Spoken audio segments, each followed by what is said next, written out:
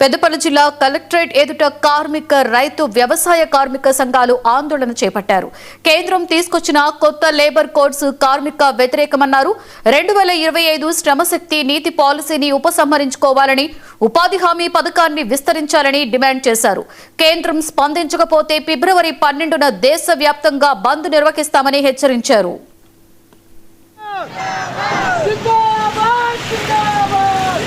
కేంద్రంలోని నరేంద్ర మోడీ ప్రభుత్వం అనుసరిస్తున్న కార్మిక రైతు ప్రజా వ్యతిరేక విధానాలకు వ్యతిరేకంగా ఈరోజు దేశవ్యాప్తంగా కార్మికులు, రైతులు, వ్యవసాయ కూలీలు కలిసి పెద్ద ఎత్తున ఉద్యమం నిర్వహించడం జరుగుతూ ఉంది.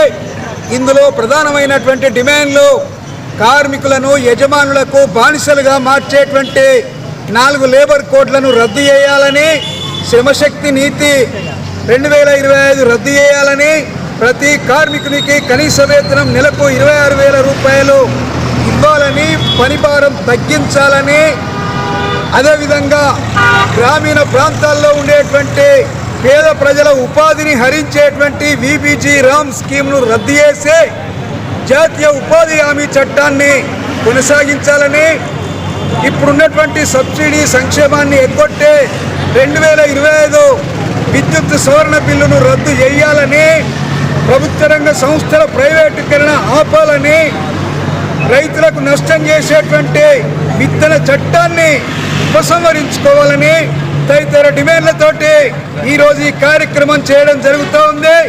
ఇప్పటికైనా కేంద్రంలో ఉండేటువంటి నరేంద్ర మోడీ ప్రభుత్వం తన తప్పుడు కార్మిక ప్రజా వ్యతిరేక విధానాలను విడనాడాలి.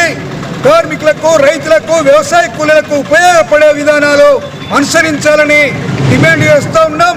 అదేవిధంగా రాష్ట్రంలో ఉండే కాంగ్రెస్ పార్టీ ఎన్నికల ముందు అనేక రంగాల కార్మికులకు వాగ్దానం చేసింది.